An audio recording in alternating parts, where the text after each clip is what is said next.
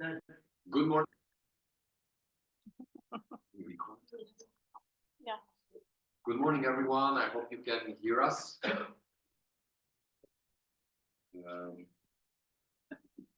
Hi. I'm very happy to open this morning panel. We are here for a project called Voices for Change, Music and Volunteering for a Decolonial Environment and Social Justice Agenda.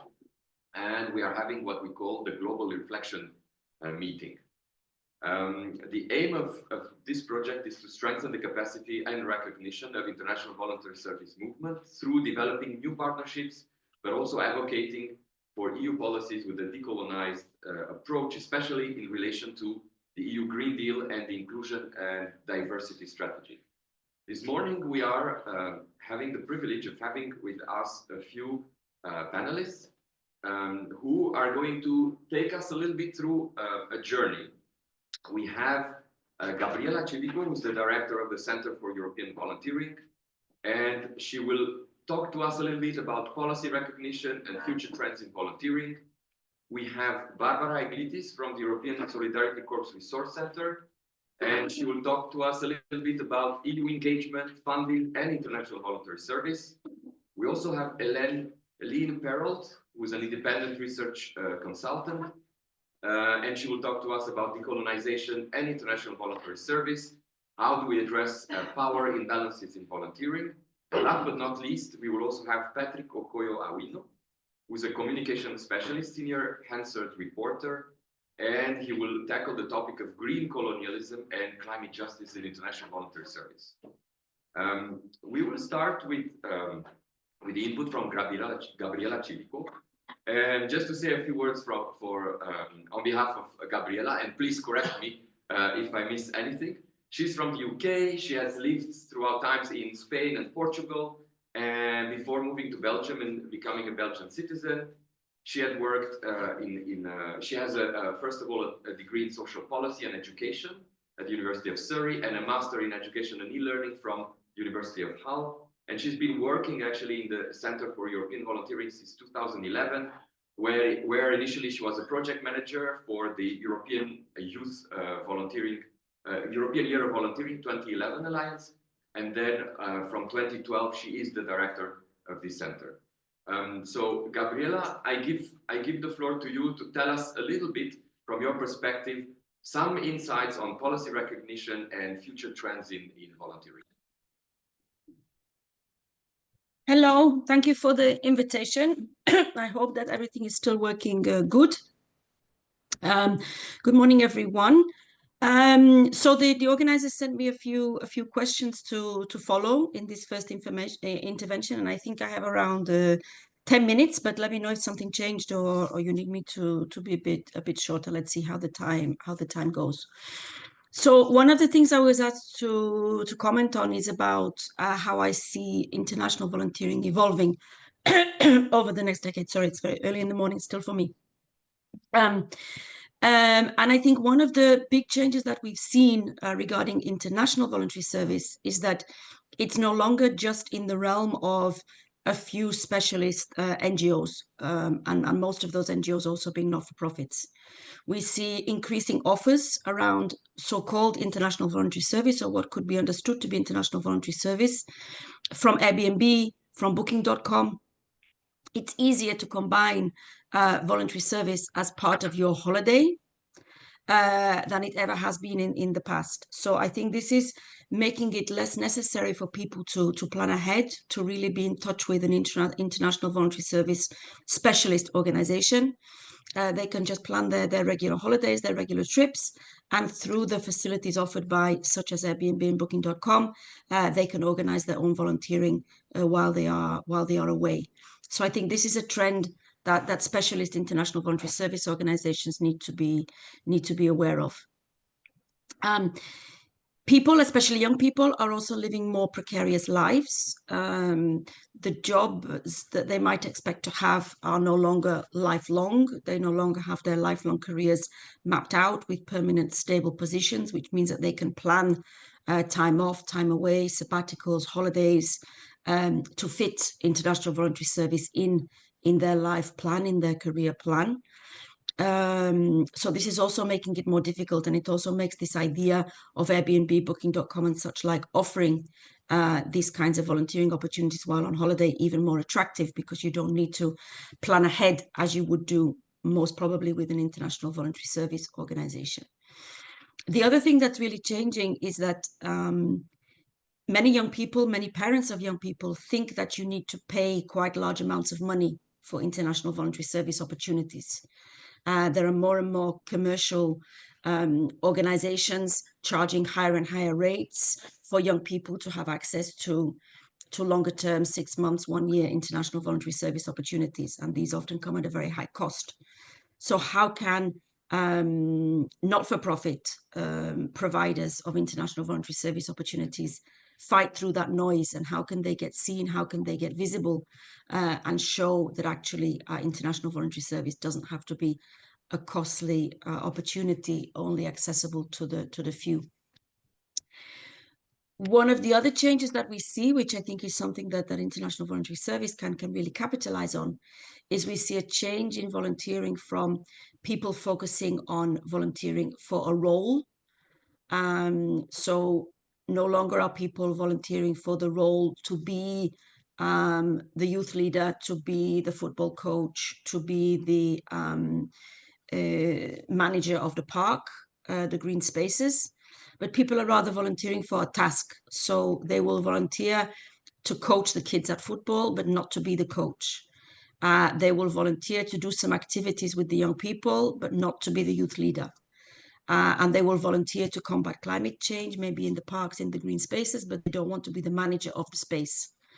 This is really new in the general volunteering environment, because in the past people were very attracted by having a role, having a title. And actually the shift to this task-based approach actually lends itself to international voluntary service setups, work camps and such like, where there's not really this hierarchy of roles, there's rather the list of tasks and the collaborative nature of doing tasks together. So I think this is rather a positive trend which international voluntary service organizations can capitalize on. What are the trends that we see? So we see people going for more short term, deciding much later. We will hear later from Barbara, I think, about European Solidarity Corps, but that's the program that we deal most with. And we see that young people are really deciding several days, weeks, even sometimes hours before a project will start, whether or not they will take part or not.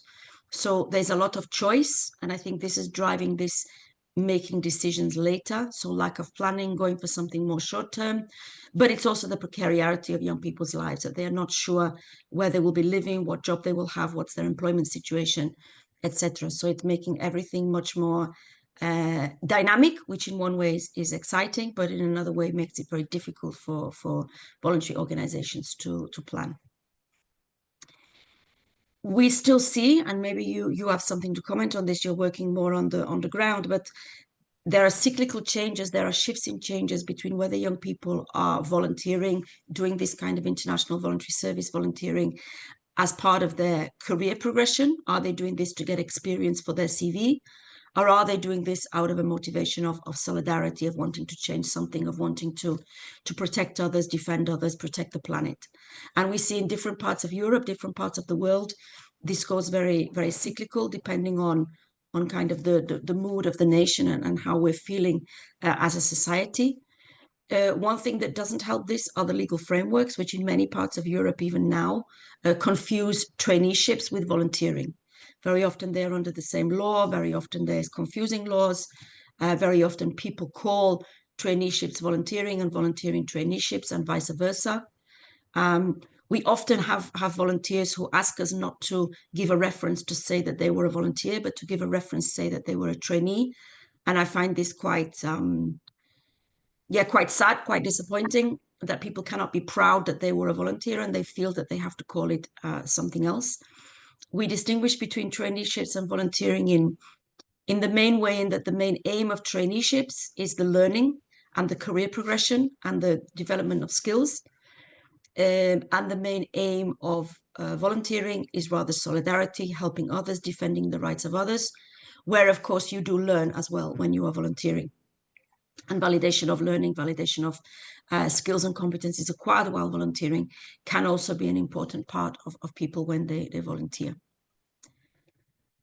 I was also asked to talk about AI and how AI technology is maybe impacting on a voluntary service. I think on some of the positives, AI, when done well, can help with volunteer matching. So matching a volunteer to a specific need, to a specific placement.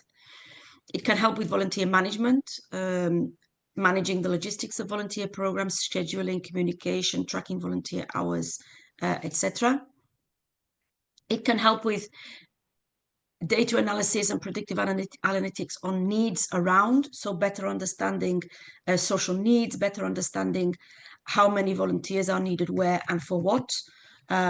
AI can really predict what's going to happen in terms of societal needs, trends and patterns, and I think we can use that as well to the advantage of volunteering to tailor our programs in advance, really having foresight about what social needs are going to be coming around the corner.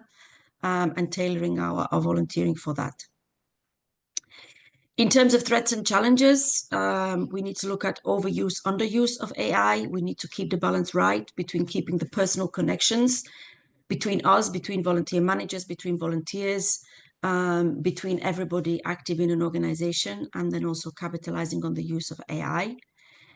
The question of liability, who is responsible for damage caused by AI in volunteering, is really not solved in many legal frameworks around the world. And we have to be careful then that insurances are really being tailored to take into account this technology that we are incorporating into our work. We have to look at biases and disinformation, which can be exacerbated by even our own use of AI, even with the best intentions.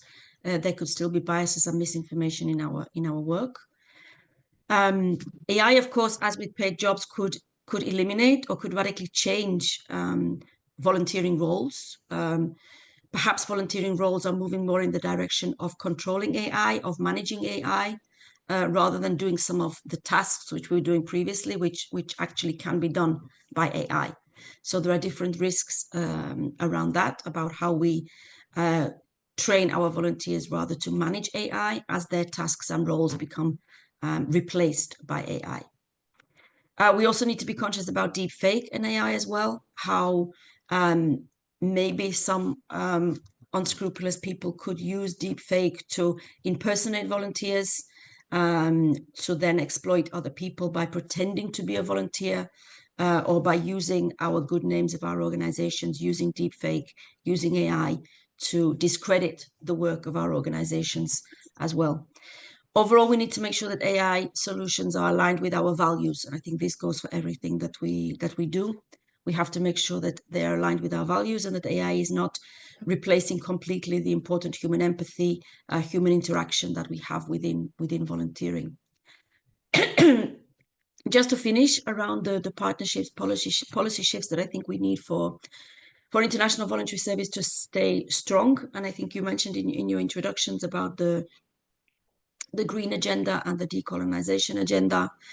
I think it's very difficult if we talk about international voluntary service, how we balance combating climate change, how we can be carbon neutral in our traveling, how we can really justify traveling around the world to address needs, which probably in many cases could be rather addressed by people locally, avoiding the need for international travel.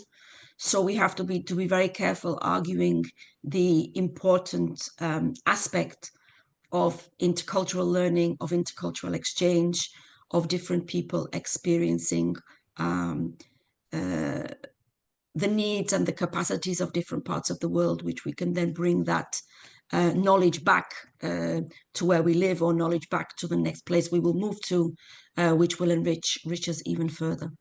I will just finish to mention that one of the questions also was about how can we prove this social impact? How can we show that it's really worth to travel to do certain things? And there we do have an Erasmus Plus project that we did, which is called VCalc, which is a digital platform which will enable you to measure the impact of volunteering, impact of volunteers from the perspective of the organization, from the perspective of the individual volunteers, and measuring the impact against the SDGs, which as we move into the International Year for Volunteers 2026, which is strategically placed with just 4 years to go before 2030, before the SDGs should be achieved. I think linking your impact, linking your work, linking your activities with achieving the SDGs could be very powerful. And we have that platform available for you. And I will just share that in the chat if I have access to the chat, and you can have that platform, and you're very welcome to use it to help you measure your impact. That was all from me. I hope I didn't go too much over the time, and I'm open for questions, discussion, points of view about what I've said. Very happy to exchange with you whenever it's convenient for you. Thank you very much, Gabriela. Indeed, what I suggest, I saw everyone taking, most of you taking notes, and I think you have quite a few questions. I can imagine, given the discussions that we already had yesterday, since yesterday was our first day. Thank you very much for this. What I would suggest is that we go through the 4 presentations, and then we'll come back. As I said, I'm sure there will be some questions. At least I have some. Now let's move on to Barbara Iglitis from the European Solidarity Corps Resource Center. And again, as I mentioned in the beginning, she will talk to us a little bit about EU engagement, funding, and international voluntary service. Something around this area where these 3 concepts meet together. Thank you, Barbara, for joining us this morning. The floor is yours. Yeah, hello. Thank you for the difficult 4 questions I received. I was like, that's really tricky. Let me introduce myself also, how I connect to the volunteering field. I have been a bit more than 20 years ago a volunteer myself in Israel for a Palestinian NGO. I have later on been a mentor for many volunteers, have worked 12 years for an Austrian voluntary organization, and was responsible there for sending and hosting volunteers with disabilities to projects worldwide. So it was also a bit journey back to the practice with the questions you brought. So let me move the slide. Now I have also worked for the Austrian Youth National Agency before I moved to the Salto Resource Center. And in our research center, we focus on the European Solidarity Corps program support to make solidarity more tangible, to strengthen European volunteering, to link solidarity with other fields, and support quality implementation and support the community of practice. Why I say that? Because the answers I give will have a slightly European focus, which you can criticize, but I just wanted to give you the frame I'm working in, so that you know where my answers come from.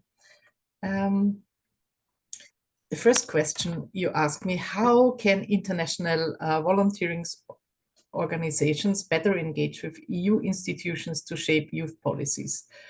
And I can just give you a boring answer, and it's rather also a brainstorm, because I also have 10 minutes.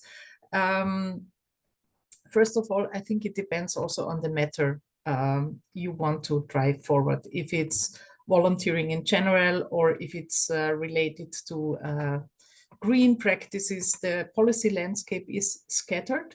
So I think it's important to do a bit of research, who is responsible, which departments are responsible, since it's not only one person in charge of everything. The other boring part, and I remember that I really hated that when working in the field, was giving feedback on surveys, reports, attend stakeholder conferences. These are the places where feedback is collected, and it's not super fancy. I think it's also always worth to check out with your national authorities. In Europe, in the European Union, they are usually also the ones making the decisions. So that's always wise to have a look at. And since capacities in the volunteering field are not like massive. I think that is my main takeaway, is really to network. That, basically what you're doing. Don't walk that path alone. Share the responsibilities, share when you talk to policymakers, who is going where, you really unite. As Gabriela said, we need a strong field. And I think that's really something you were anyway already good at, but continue that. When I was observing the field, I saw many volunteering organizations, especially smaller ones, also stopping their work, and it was mainly those who were not part of bigger networks, who didn't have the support. Another tricky question I got is how international volunteering organizations can advocate for more inclusive and flexible funding mechanism to ensure long-term impact. I have a question back. What is flexible funding? What is the concrete request? Is it funds for a longer period, like to have a stable funds for an organization for 3 years? Is it flexibility within the given funds? I think for those shaping programs, developing policies, it's really important to be very concrete what is needed.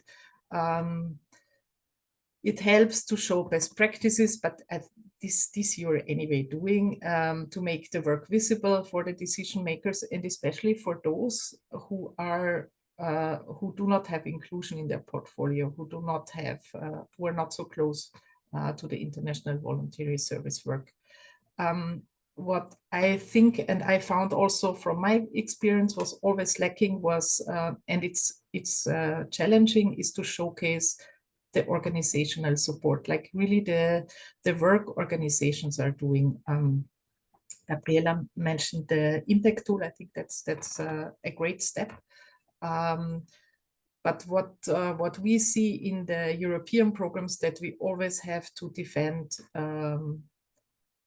what are organizations doing, and especially sending organizations, because it's not so touchable. It's easy to tell the story of a volunteer, what he, she, they gained, but it's more tricky, to show what has been the role of supporting someone to walk that step, to make that step. I personally believe it's super important, but I also see that we have to defend that from time to time again. And if evidence supports your request, then it also helps. Like Gabriela, I also got the question on what are the major shifts in youth engagement and volunteering in the coming years. Again, that's now a bit random and really brainstorming, but in the European context, there is a new EU strategic agenda with having 3 foci. One is a free and democratic Europe, a strong and secure Europe, and a prosperous and competitive Europe. So that's a bit a shift from policy side, not from the volunteering side.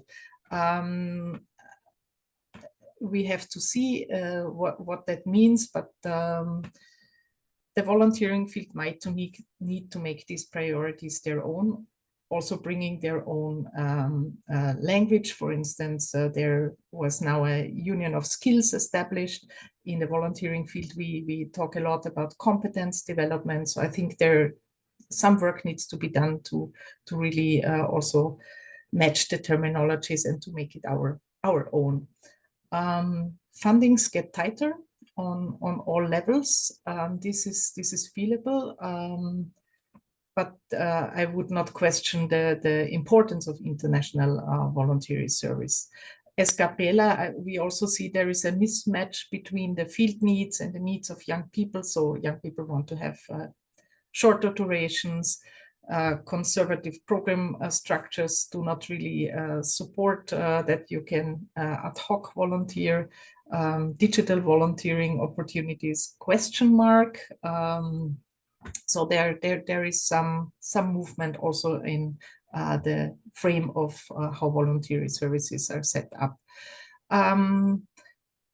I would be curious because when the International Voluntary Service started, when we look at the history, it was after the Second World War. It was a tool to drive peace forward for peace reconciliation.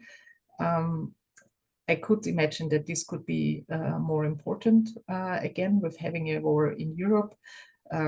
Then green policies remain valid, especially since young people are the driver of that. And we see also that it clashes a bit with, there is an area of conflict between policy, economy, and what is needed to have a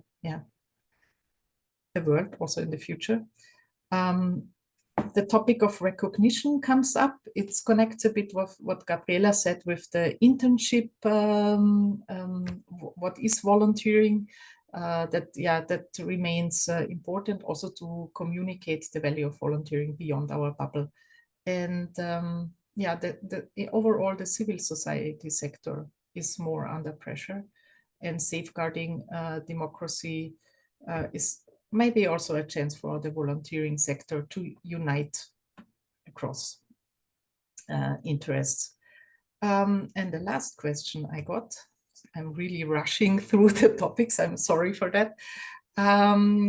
What key policy changes or advocacy steps would you recommend to ensure international voluntary service remains a relevant, impactful, and well-funded part of youth civic engagement in Europe? I have no doubts about the relevance. It's more relevant than ever. Democracy is under threat. Volunteering, there are a lot of evidences and studies that people engaged in voluntary service are more democratic, engage more in their communities. But I think that has to be communicated to the right people. It's really a tricky question. But I think we have to join forces to really share, because international volunteering has so many values. It brings policy closer to the citizens. It creates a sense of belonging. It drives inclusion and solidarity across borders. It contributes to skills and competence development. But it has to be communicated to our policymakers, because they are making now decisions for the upcoming years. And I can also say, stay strong, stay alert. And I have also a call, please have your say also to the next EU long-term budget. That's, for instance, one concrete example how you can connect and have your say to the policy makers. I think my time is over. I would like to thank also on behalf of our whole team here in Vienna. Thank you very much, Barbara. I think I saw quite some nodding around the room, so we'll come back at the very end with some more questions. And now I'd like to pass the floor to Eileen Farrell, who is also with us here, but at the moment she's online. She's an independent social research consultant, and she has been working with various organizations, notably the nonprofit independent research organization that launched to develop an evidence base about volunteering in Southern Africa context. And I pass the floor to Eileen to take us a little bit through the subject she will be covering, which refers to decolonization and international voluntary service, addressing power imbalances in volunteering. Good morning, everyone. Can you hear me? Yes. Okay, great. I'm sorry, my camera doesn't seem to be working, so I'll just dive straight into this. Thank you to my fellow panelists. This is absolutely fascinating. I'm Helene Perraud. I'm from South Africa, and I'm approaching this panel from a somewhat different perspective, which is from the perspective of communities in my continent, in Africa, which I know most about, but obviously there are similarities across the global south. I'll try and be as quick as I can. What does decolonizing IVS mean in practical terms? And this is the focus that I have for this presentation. As you all know, and CCIVS has done most of the work that I've ever seen on decolonization in international voluntary service. Decolonization, sorry, let me just get this slideshow properly. Okay, can you see that? Yeah. Bogdi, is that okay? Yes, it's okay. Okay.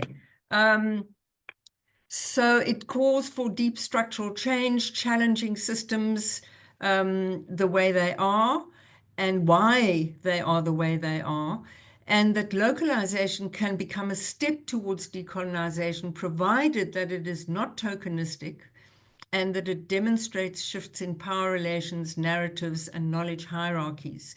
Now, this context that both Gabriella and Barbara have outlined and the constraints that we're looking at may represent opportunities for restructuring the relationships between European sending organizations and the organizations and communities in countries in the global south that work with those volunteers and may create the basis for different approaches. So, for example, we need to look at leadership. We need to look at funding strategies. We need to look at can we shift funding and decision-making directly to local actors, for example? Can we prioritize local leadership? Can we co-create the design of initiatives involving all the key stakeholders from the outset and at every level of project development? And can partners work together to develop strategies for the effective global and regional dissemination of knowledge, local knowledge production? And I was struck by the point that Barbara made about one needs evidence to support funding requests. And this is a critical factor in developing the field and enhancing the ability and the role of local communities in generating the data and the knowledge and the analysis that then can feed into those processes that Barbara was outlining and that Gabriella referred to. I'm going to move through this quite quickly. How do funding structures and partnerships impact the power dynamics in IVS? Well, as you know, the resources and decision-making in IVS, the locus of control remains in Europe. And there are three factors, that suggest that this is unlikely to change in the future. The first being the retreat of northern countries from their soft power agendas, as we see with the shift of funding more into defense and away from overseas development assistance.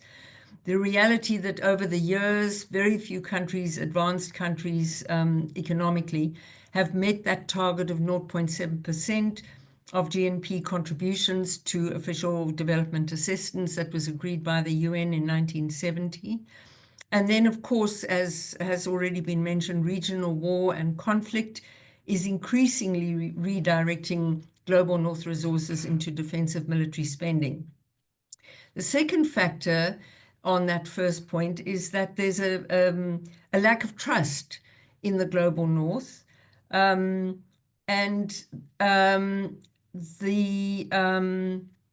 trust is basically based on a narrative of African, in my case, incapacity, that people and communities, especially grassroots communities in Africa, lack the ability to use funds responsibly, the assumption that the funds will be misused, and that perpetuates the notion that African countries lack professional expertise and are incapable of innovation.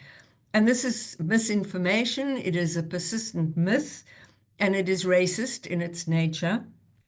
But it shapes the practice of channeling funding for direct project costs through trusted, in other words, European agencies or intermediaries and a reluctance to contribute to the core costs of volunteer involving organizations.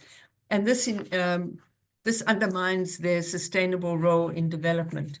And then the third point is the resistance that this is starting to generate within the African continent. For example, my research has shown that it's producing the lack of trust on the part of European funders about putting money into African communities is producing pushback from some of the African countries. So, for example, in some of the global programs, it doesn't affect CCIVS so much.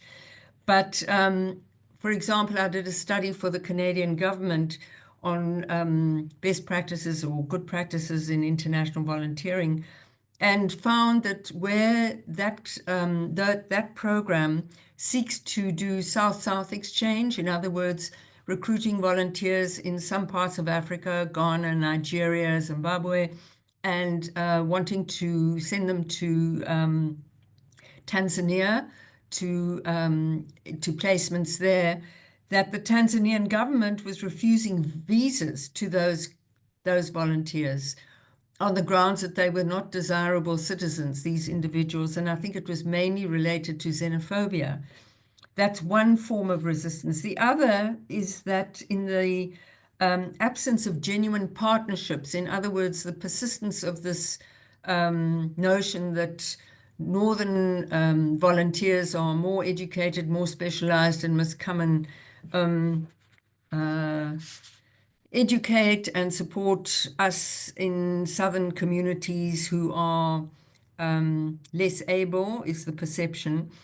That creates an absence of genuine partnerships. And so in Kenya, for example, there in the National Volunteer Organization that I spoke with there's much more focus now on rebuilding local resilience in local communities while seeking out genuine regional and international partners who are willing to engage on equal terms to mutual benefit. So those are the issues related with that first point. The second point is that, as I've said, there's this lack of trust and the growing distrust of Western international institutions. So how do we then guard against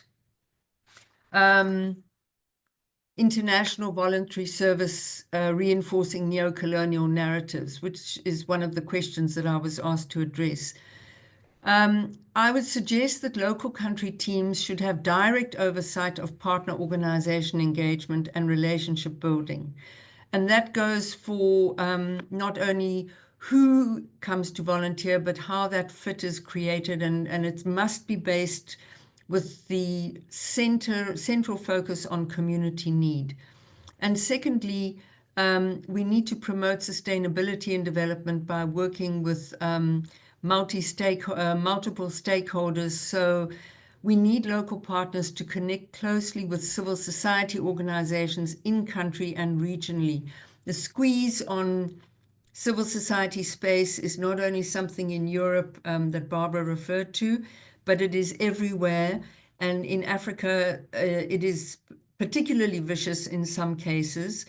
We also need those communities to connect with local and national governments, with local foundations. There are many community-based foundations in my own country where people in poor communities are making small contributions in order to create the means to undertake voluntary and other work, and to link with private sector philanthropic organizations, and then to link with academic and vocational training institutions. I think some interesting work has been done in Zimbabwe between Zimbabwe Work Camps Association and the universities there, and that's particularly critical for knowledge production.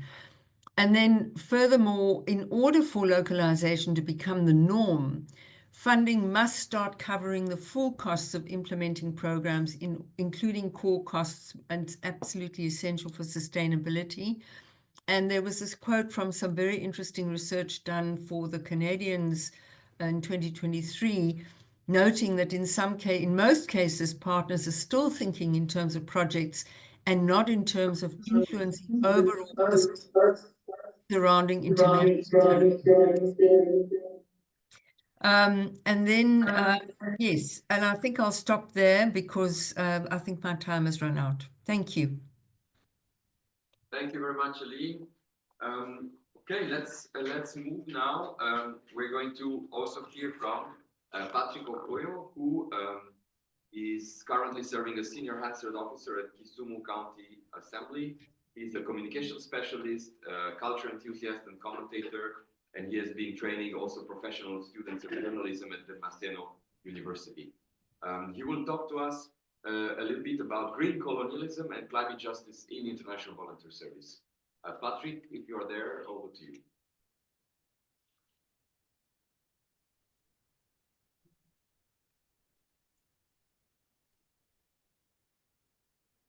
Thank you very much. My name is Patrick. I hope you can hear me clear, but at some point I will have my video off so that we can have a fruitful agreement. Let me start with my name. My name is Patrick Okoyo. I am a citizen of the world. I'm a man who is passionate about African ethics and Ubuntu philosophy. And most importantly, I want to address the topic of green colonialism and the IVS. So the nexus and a few questions that are put forward to me to present before this August meeting. I'll run through my presentation and tackle on the key issues that I want to present on the definition of green colonialism, the risks for IVS, the strategies for improving advocacy efforts, the manifestations of green colonialism, and strategies for integrating with global frameworks. And so most of the examples that I will pick on are Kenyan examples because I'm much more familiar with Kenyan examples and also examples in East Africa and in Africa at large if we find time. Now, what is green colonialism? Of course, there are definitions on green colonialism. Others have called it eco-colonialism from the word eco-environment, environmental colonialism. All these terms refer to the practice where Western countries or organizations impose environmental conservation measures and sustainability models on developing nations. And now as they impose these models on developing nations, they do not regard the feeling or the involvement of local communities. Now, instead of prioritizing ecological justice or local agency, green colonialism often places the interest of foreign governments or multinational environmental organizations above the needs and rights of indigenous peoples and local communities in national sovereignty. Now, I will talk about the manifestation of this green colonialism. It can manifest through land grabs for carbon offsets, conservation that displaces traditional landowners, or green development projects that ignore local realities. And now the involvement of local reality is something that is key in my presentation because it can lead to the displacement of indigenous and local communities as seen in Kenya with the case of a community that is referred to as the Endorois community. Endorois community, I hope Linus is in this gathering and can help you with the spelling of Endorois community, which were evicted in the 1970s to create Lake Bogoria Game Reserve, which resulted in a 2010 ruling by the African Commission on Human and People's Rights, finding violations in that kind of scenario. And then in East Africa, similar issues affect communities like the Ogiek and the Maasai. Those are communities in Kenya who have faced evictions for conservation purposes. Now, green colonialism, like I have indicated, it refers to the imposition of environmental policies, conservation strategies, or climate agendas by powerful nations or corporations, organizations, often from the global north, without giving regard to the local feeling, or the feeling as we put in Kiswahili, it's one of the languages in Kenya, without listening to the feeling of the wananchi, so to speak. Now, what are the risks for IVS organizations in reinforcing the neocolonial models? Now, The risks, I will outline a few risks, and probably some will come through our interactive sessions. One is what we call paternalism and cultural insensitivity. Now, volunteers from developed countries may impose Western conservation practices, ignoring local knowledge. And you see, in Africa and in Kenya, there is what we call the local knowledge. That local knowledge is that which is intangible. The local knowledge, Linus will tell you, because it's this gathering, that we call it African science. It is intangible. For instance, projects in Kenya might prioritize ecotourism without understanding pastoralist land use, risking community alienation. Like, for example, the masses in Kenya are largely pastoralist. They are people who keep animals and they graze animals on any land. They do not really believe that the land the land belongs to God, and therefore they have the right to graze on those lands. So that cultural insensitivity is a risk for IVS organizations while reinforcing neocolonial models. There is a lack of local involvement. And today, the word public participation is a concept that has permeated common discourses today. Now, while designing projects without community input can lead to unsustainable outcomes, meaning that, let me give an example of the Enderois community. Their case shows a lack of how consultation led to displacement, a risk IVS must avoid by ensuring participatory planning. So participatory planning is important because the local community needs to be involved. Now, the other risk is exploitation of resources. Now, using local labor or resources without fair compensation, such as in short-term tree planting projects, can mirror extractive colonial practices. Now, research suggests that this is common in Africa, where foreign investment often prioritizes external benefits. Now, that is a risk for IVS organizations. There is short-termism. Short-termism would manifest in the sense that many IVS projects focus on immediate impacts, like, for example, building infrastructure without addressing the root causes like climate vulnerability, potentially leaving communities dependent on external aid, which then makes them vulnerable because over-dependence on foreign aid makes them to lack that solid base of economic standing. And I've talked about ignoring traditional knowledge, and overlooking indigenous practices such as sustainable grazing can undermine conservation efforts. And therefore, IVS must integrate these practices to ensure sustainability. Let me go quickly to my second TO presentation, which is on the strategies for improving advocacy efforts. Which strategies can we use to improve advocacy effort? Number one is raising awareness. Now, we need to educate volunteers and stakeholders about green colonialism's impact using case studies like the one that I cited, the Enderois case of 1970, to highlight displacement risks. This can foster empathy and informed action. So raising awareness is one of the strategies that I propose would improve advocacy efforts. The second strategy is advocating for policy change. Now, we need to lobby for policies ensuring equitable conservation, such as in Kenya's Wildlife Act of 2013, which recognizes community conservancies but needs stronger enforcement to prevent evictions. The third strategy is supporting local movements.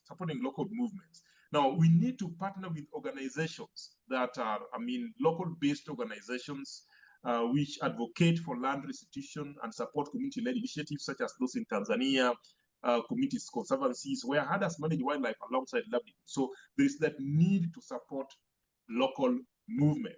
And there is the fourth strategy is promoting ethical volunteerism. And we can have a whole debate about ethics. But you see, ethics here is, I'm looking at ethics within the sense of the African ethics. An African exists in a community. It's not an independent person which has given birth to, I think, it is not I think so I am, but I think I participate, I belong, I share, which is the very essence of Ubuntu philosophy.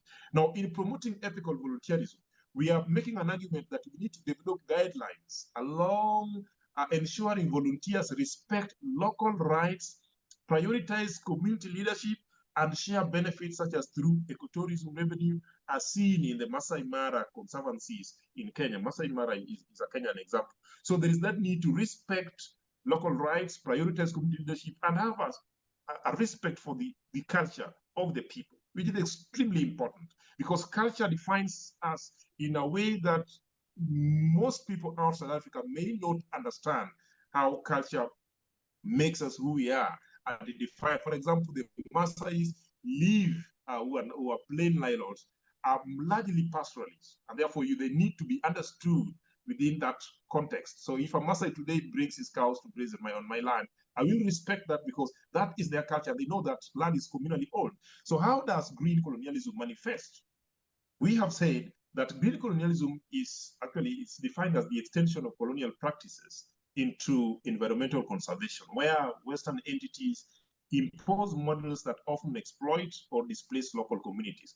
Now, research highlights that it is a pervasive issue where global north countries achieve environmental goals at the expense of the global south, particularly affecting indigenous groups. Now in Africa, this is how it manifests. Now there's what we call the protected area creation. Protected area creation. The establishment of national parks and reserves, like Lake Bogoria Game Reserve in Kenya, has led to the displacement of the Endorois community, evicted in 1970, like the case I did put forward, without adequate consultation. Now you see this was taken to court. It reached the African Commission on Human and People's Rights. There was a ruling in 2010 that Kenya indeed violated their rights to property, health and culture development. So why? Because there was not consultation from the community. There is resource extraction for green energy as how green colonialism manifests itself. Now projects like the African Forestry and Impact Platform, AFIP, backed by European and Japanese interests, promote tree plantations and carbon offsets, often leading to land grabbing and human rights violations as seen in Uganda, Mozambique, and Tanzania. Now, Kenya's promotion of voluntary carbon markets under President Ruto risks similar exploitation. And I did indicate that I will be using more of Kenyan examples and also examples around Africa, because that is a region I'm much more familiar with. The imposition of Western standards. Conservation initiatives such as those in East Africa sometimes impose rigid models that restrict land use, affecting pastoralist communities like the Maasai in Tanzania, facing evictions from the Ngorongoro conservation area in Tanzania, which reflects a broader pattern of prioritizing biodiversity over local livelihoods. Now, what are strategies for integrating with global frameworks while ensuring local ownership? Now, the following are some of the strategies that I think, in my view, could be used to avoid extractive practices. Now, one of them is aligning with global goals. Now, to ensure projects contribute to the United Nations Sustainable Development Goals, such as Goal 15, which is life on land, but adapt to local context. For example, the Kenya's community conservancies, which align with the biodiversity targets while supporting livelihoods in Kenya. The second strategy, the first strategy I mentioned is aligning with global goals. The second strategy is securing local ownership, which is extremely important because most of our communities are communal. Communities must lead projects design and implementation. We have seen this with the case of Tanzania, to Shumu project, where the Maasais manage rangelands, ensuring benefits like climate resilient livelihoods, among others. The other strategy is avoiding extractive practices. Now, ensure projects do not exploit resources such as through carbon offset schemes that displace communities as criticized in their FIPS operation, which I have indicated before. Then the next one is building capacity. They need to be focused on training local leaders to engage with the local frameworks and enhancing their ability to negotiate with international partners, reducing dependency and ensuring long-term sustainability. And lastly, monitoring and evaluation as a strategy for integration. Now, there is need for regular, there is need for us to regularly assess impacts to ensure projects do not reinforce neo-colonial dynamics, like using tools like the trade in wildlife information, the exchange database for transparency in Africa, etc., etc. Now, I think that would give a picture of green colonialism and the IVS. And what stands out here is the local involvement, because there is need to understand and feel what is the feeling of that community. What is their feeling without imposing external behavioral mechanisms on people that have lived within in a context. You know, Africans live in a context, so you need really to understand the context in which they live, other than imposing certain, imposing alien philosophies or traditions that they probably they feel disregard their epistemology or the body of knowledge. Thank you very much for this presentation. I hope we will get enough time to interact during the interactive session. Thank you, moderator. With this one, with this intervention, we have the four inputs. So I would now open the floor to you if you have any questions. If you have specific questions to one of the specific speaker, or if you have a question for all of them, and please indicate that as you ask your question. So the floor is yours. Any questions from you? There is also a comment online. Mm-hmm. You can check it after. Yeah.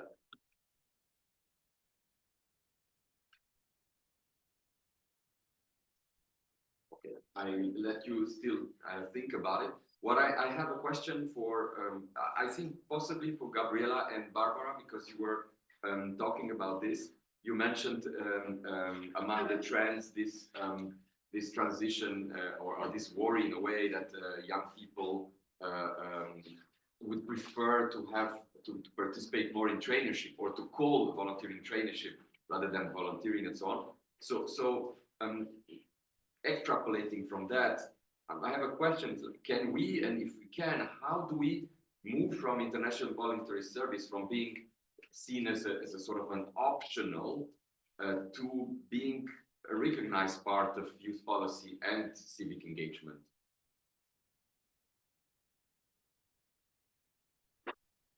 I can maybe speak. I think to protect the integrity of volunteering and what is voluntary, we have to keep it optional. It should be the choice of every person, every young person. In this case, if we're speaking about youth volunteering, that they want to do it. But one thing that we need to do is make it more understandable and more accessible. So young people are aware that they have this opportunity, that they have this choice, that particularly within European Solidarity Corps, it shouldn't cost them money. I think there are better partnerships we can do with the private for-profit sector, whereby they could support young people to go and undertake this form of voluntary service as well. I think there's better messaging that we can do around this kind of voluntary service. We still have big challenges in Europe, where, particularly in Central and Eastern Europe, there is still the idea that doing volunteering is doing free work, and that this isn't something that we should be doing. This is something that the state should be doing, or it's something that we should be employed to do. Within the narrative within society, there is this idea that if something is valued, then you should be paid. And I think that this whole narrative, this whole discourse, we need to shift. That there are many valuable activities, many valuable actions in society, which are not remunerated, which are not paid, and we have to move this narrative. It's the same for volunteering. It's the same for carers who are at home caring for family members, for example, who are not paid. They have the similar challenges. So we need to shift the narrative. That not everything that's valuable in the world, not every activity that's valuable, is shown its value through payment and through remuneration. There are many other valued activities that we all have to do to keep our democracy alive, to keep our societies sustainable. So I think it's not about making anything compulsory. It's about making something more understandable, more accessible, more tailored to the needs of today. That would be my reaction. Thank you very much. I have a question. Just a second. Let's see. Barbara, would you also have an answer to that first question? Yeah, I also wanted to go back also to the comment, the traineeship volunteering. Really, thanks for that. And I can also second what Helen said before, the importance of the community impact in the Solidarity Corps, that solidarity moved in Before it was the European Voluntary Service, where it was also part of a learning program called Erasmus+. Now the shift was also more on the community, the societal need, and less centered on the volunteers learning, while it's still very important. And I think the focus on the community, I hope it will stay also in the programs. So that the voluntary service is recognized as what it is. And yeah, absolutely agree with keeping it voluntarily and not something obligatory. Yeah. Thank you very much. Maybe come a bit closer, yeah, just for the microphone. So my question is... Can you also say your name? And your my name is Fehmi, and my question is about the social impact, how to measure it. It's always difficult. And can you say a little bit more about proving and measuring the social impact? Thank you very much. It was a question to me. I could not. Yeah. I'm not a scientist, so I cannot say that. But maybe I can drop the ball also to you, Gabriela, with the tool you developed. It's not really measuring the whole societal impact. There are researches around it, but I think it's very difficult. But maybe you can say a bit more to the tool you're using, because I think that's great, and the website is, I mean, it's open. Yes, I shared it in the chat. I suppose that the CCIVS secretariat can share it. It's a tool which measures volunteering from both sides. So the organization needs to put in some parameters around what the volunteering program is, what the volunteering activities are, and then it's on the volunteer themselves to input their data. How many hours they did, what impact they felt, what impact they witnessed, etc. It's not easy to measure social impact. What is important is that you have to remember to take the baselines before you start. So there have to be some baseline indicator at the beginning, and you have to involve all stakeholders. So there's some theories around so-called 360-degree impact measurement. So you have to take measurements from the organization involved, from the volunteers involved, from members of the local community involved. You have to take the measurement when you start, and then you take midterm measurements, final measurements, etc.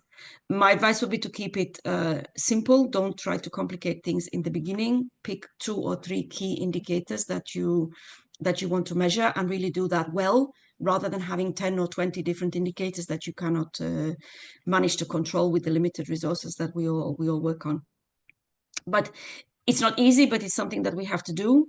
But yeah, you have to focus on the baseline indicators, and then take the measurements as you go, and making sure that you include all stakeholders in that. So I would say volunteer organizers, volunteer organizations on the one hand, volunteers on the other hand, and members of the local community on the other hand. Maybe policymakers as a 4th parameter could also be interesting if that was relevant as well. Thank you very much, Gabriela. We have also Eileen who raised her hand, please, Eileen.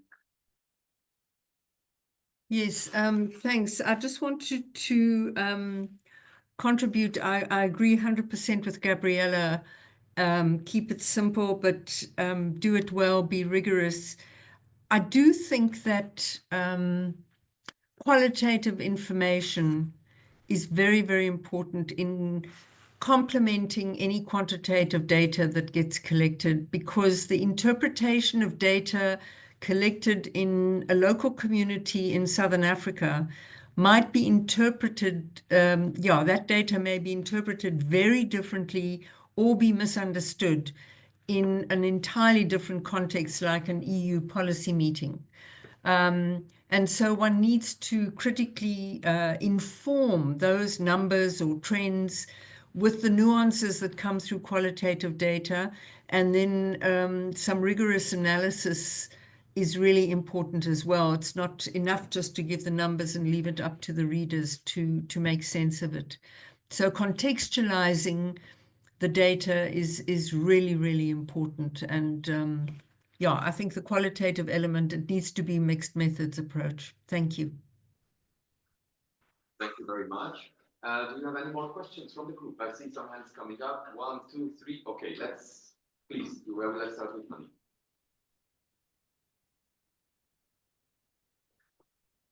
Hello, my name is Hani.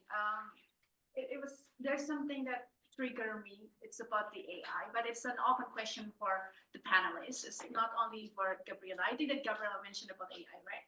So just want to know your perspective. Like there's this thought that maybe AI could, take over and impact a lot on the voluntary service. But if you think that AI cannot take some parts, important parts that are in the voluntary service, what would it be, and how could you use those strengths, how to say, like essential parts in the voluntary service to convince people that, hey, these parts are unreplaceable in the voluntary and AI cannot take it. Yeah, just want to know. Thank you very much. Thank you so much.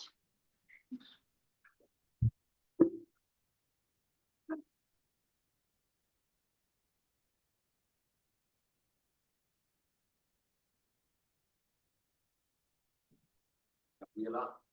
Yeah, could you maybe just summarize the question? I didn't really get what the question was. Can you try ask again and then see if it come a bit closer just for the microphone.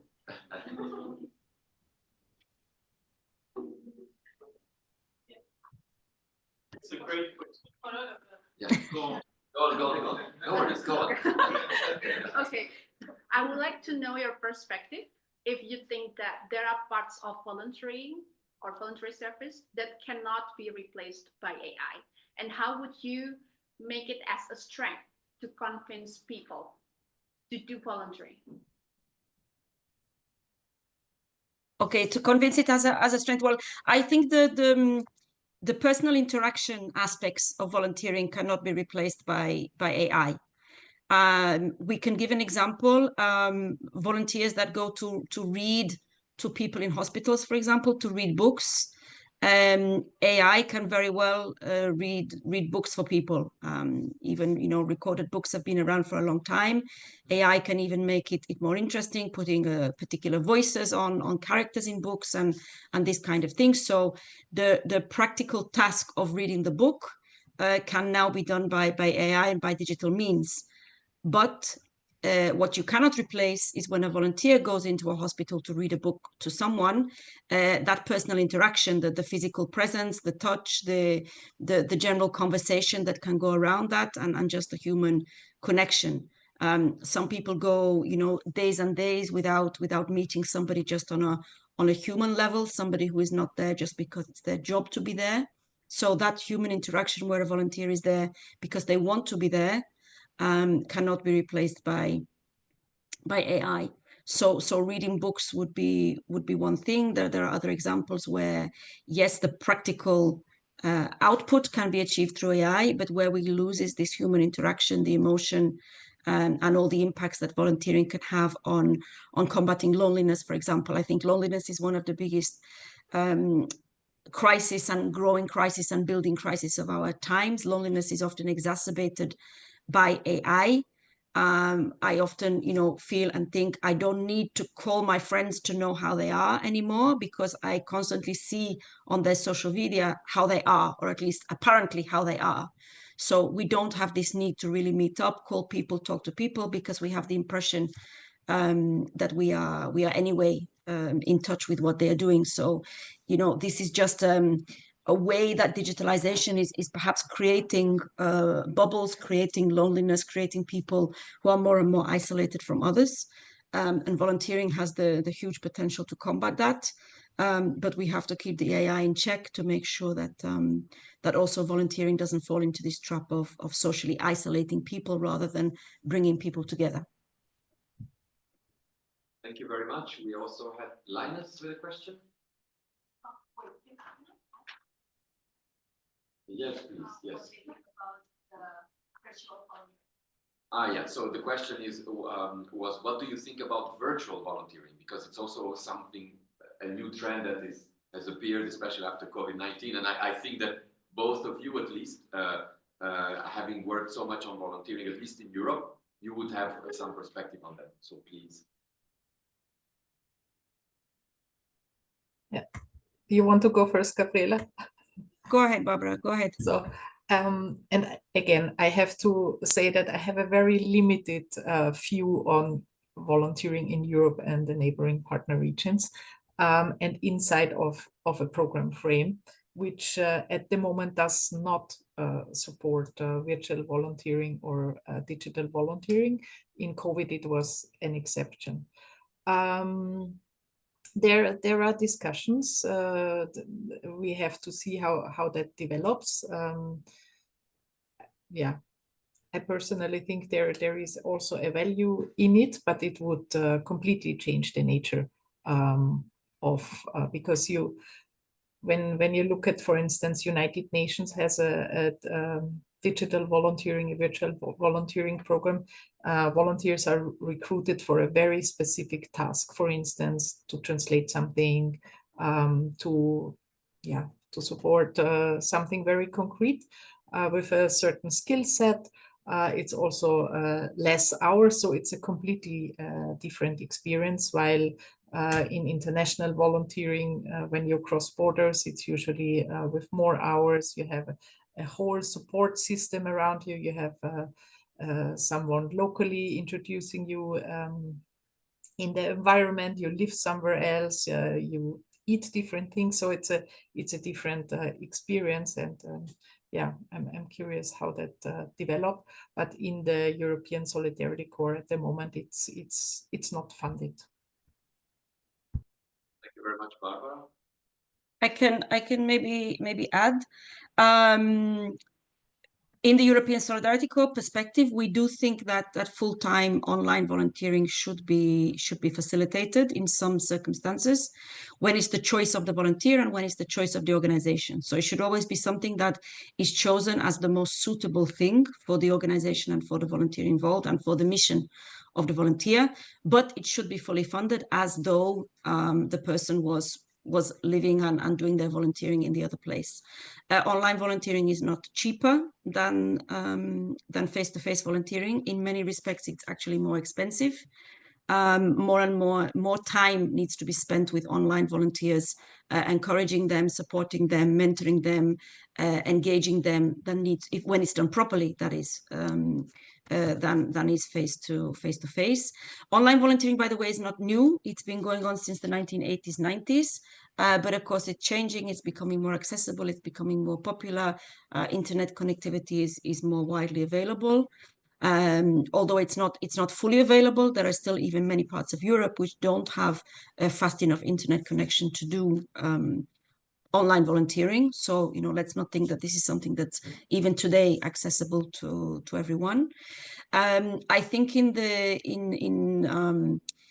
questions of climate change and questions of these anti-colonial questions, there are many possibilities for online volunteering. We see huge numbers of online volunteers, for example, translating and transcribing old documents, which can be interesting for historical memory and historical analysis. We have many volunteers monitoring, using drone footage and using satellite imagery, physical erosion of parts of the planet. When there is a natural disaster, we have many volunteers online, physically, again, checking drone imagery, checking satellite imagery for crisis points and identifying where perhaps people need more help. So there is huge potential that online volunteering, digital volunteering brings, especially in crisis situation and in preparedness and in crisis prevention, where manual analysis and manual interpretation of huge amounts of digitally provided data. You know, we really do need an army of volunteers across the globe. And thankfully, there are many, many people who are willing to stay at home, to be at home on their computer, analyzing this data in humanitarian situations, in climate crisis situations, as I said, for historical memory purposes, transcribing and translating all documents. So used properly, properly managed and done in the proper way, there's huge potential, we think, for online volunteering. But let's not think that it's a cheap option. It's absolutely not. It needs proper resources and it needs proper support. Thank you, Barbara and Gabriela. I see Aline also her hand up, please, Aline, and then we pass to Linus. Yes, thanks, Bogdi. I just wanted to share, I was involved in a study in Australia, the Australian Volunteers Program, that tracked 55 participants over a 3-year period. In fact, it's now been 4 years. And that started just before COVID. And that actually provided some very, very interesting information where the volunteers had to be repatriated with when COVID started, but had been in the field. So we're talking here about Australian volunteers going into Fiji, the Solomon Islands, and various other locations. And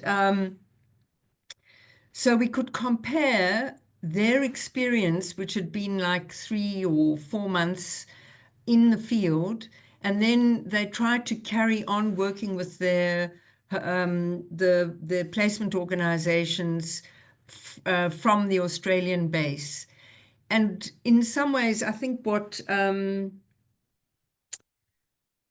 Gabriela was saying about the fact that personal interaction cannot be replaced by AI, nor can it be replaced by the online volunteering, because although they'd been very important learning, relationship building, and so on when they were in the field, and they relied on that once they were back in Australia and supported to continue that relationship with the organization online, they had the benefit of having learned the systems and developed the relationship.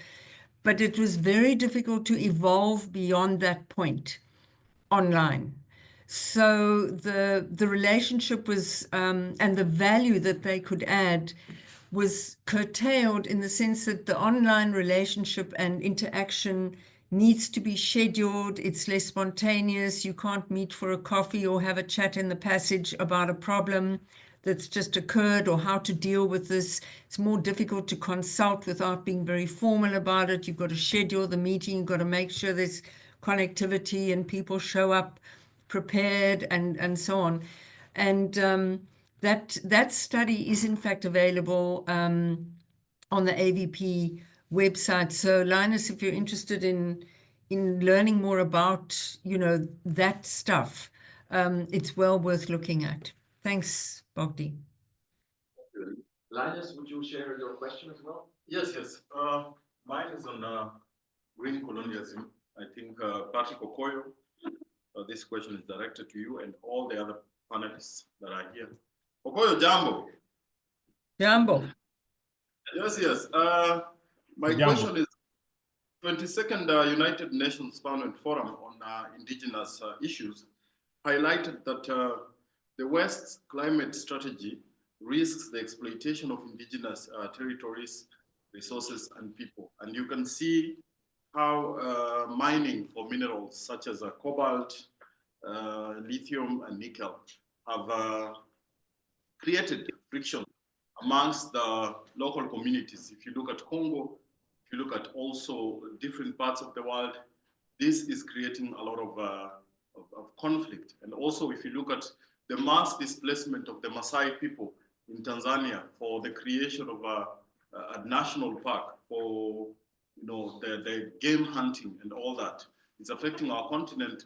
And how do we use IVS to create awareness on these issues that really affect our people in the continent? How can IVS be a means of communication to highlight these adversities? Thank you.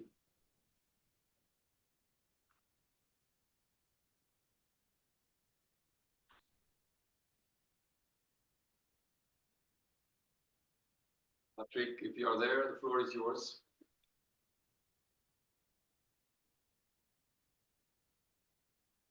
Yes, thank you very much, Linus, for your question.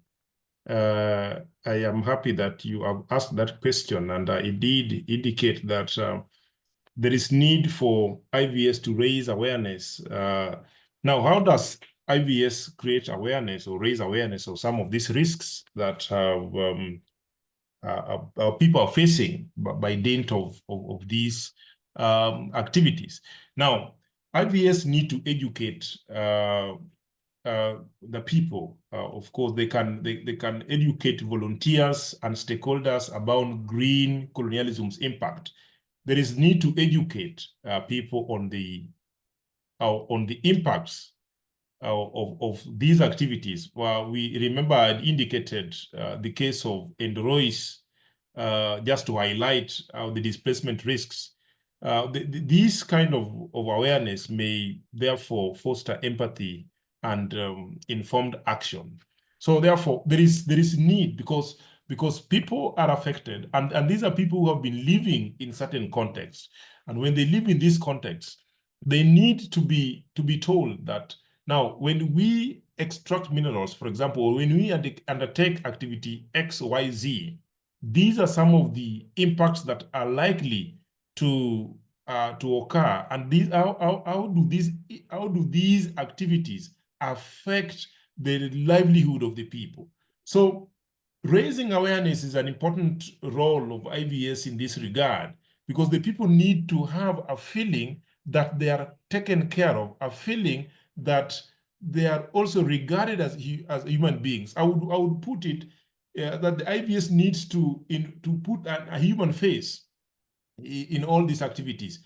Putting a human face means that regarding people and understanding their situation and doing something in a manner that respects their rights. So I therefore agree that raising awareness is one of the strategies for improving advocacy efforts.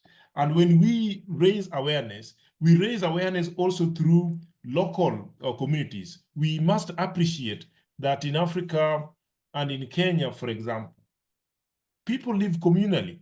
And in communities, we have communal leaders, for example. Some leaders are even institutions. We have village elders, we have youth groups, we have different kinds of groups. Now, when these groups are involved, when IVS involve these groups, there is always a feeling that we have our interests are being taken care of. So that is what an African mind is, a mind that wants to belong in a society. Whenever anything that is going to affect them, they need to be explained to beforehand before such an activity takes place. So I agree with you and I share your thoughts that IVS has an integral role of raising awareness. And this awareness can only be raised through local institutions. You can raise it through local institutions, through, we call them village barazas, through role institutions. There are even persons who are institutions. For example, Raila Odinga is considered an institution in the Luo community. So if you want to do something that is going to affect the Luo community, please reach out to him and many other institutions that we may talk about. I don't know whether that sufficiently responds to your question, Linus.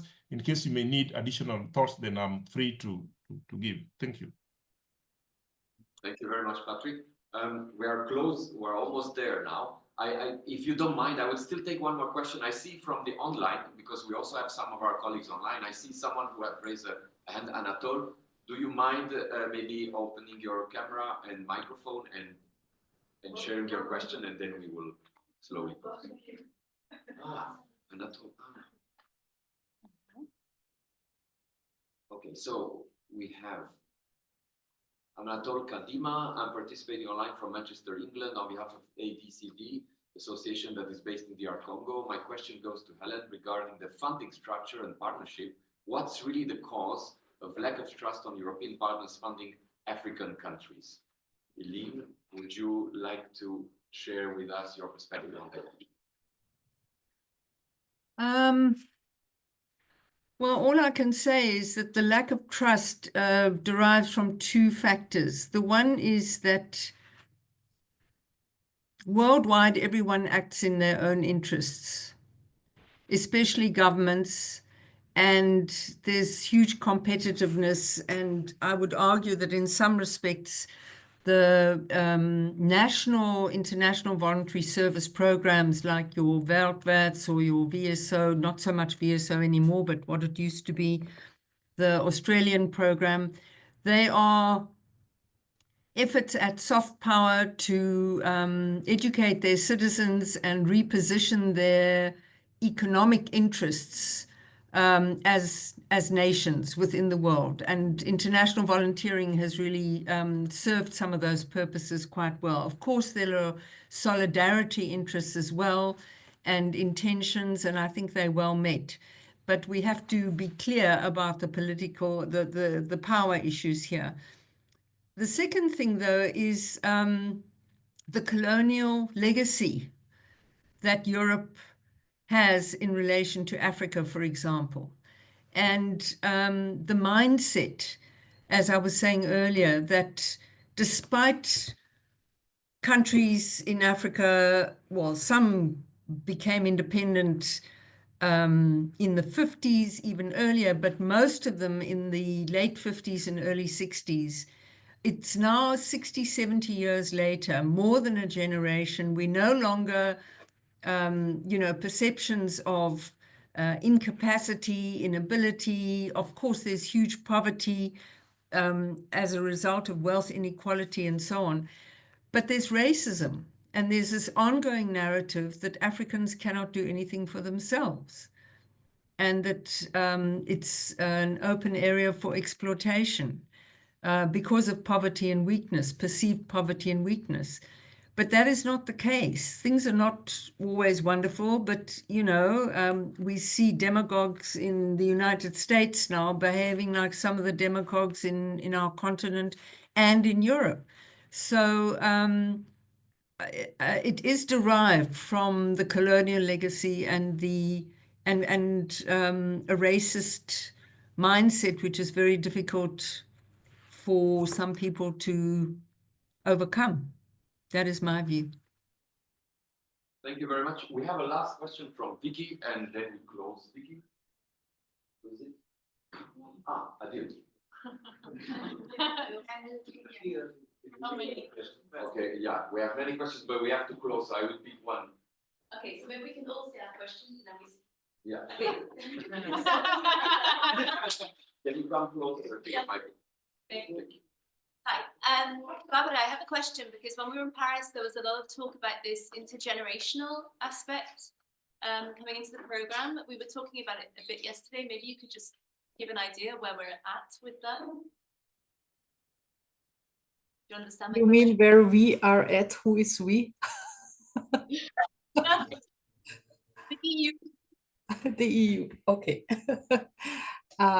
It became because there is a commissioner for intergenerational fairness, Glenn McAuliffe. It of course, if you have a person dedicated to that topic, it becomes it gets some extra importance.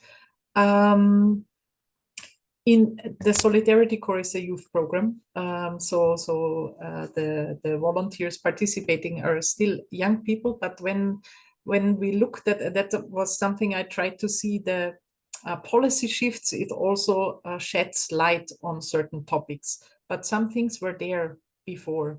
It's not something new, especially in the volunteering. Volunteers in international volunteering and national volunteering, there has always been intergenerational exchange. There are mentors with different ages. Volunteers are volunteering in senior homes, in hospitals. They are volunteering in kindergartens, in schools, where you work with the kids and the parents. And so it has been always there. Now with policy having an interest, it sheds a different light on it. And that also brings certain opportunities. So that's why I ask, what do you mean with where are we? We are like the volunteering field is where we are. And yeah, so I think this intergenerational fairness, solidarity has been very strong there. There is now also policy interest in looking into, and if it serves your benefit, I think organizations can showcase that or not. And let's see what what will come up? There also has been in the past a senior volunteering program funded by the European Union. It was called Grundtvig 50 Plus. I'm not sure if such a program will come again, but yeah. So I'm not sure if that's a satisfactory answer, but I believe that in the volunteering, this if you work in a community, you have different generations. You automatically, without naming it, have this intergenerational dialogue. Without constructing it, it's somehow naturally there, and we have seen that in the projects. So maybe that summarizes it from our side. Thank you very much, Barbara. Thank you to all 4 of you for having taken the time to join us this morning. I close this session now. Thank you, and we'll be in touch. Thank you once again. Thank you. Thank you. Thanks for the invitation. Have a good day. Bye. Bye. Well,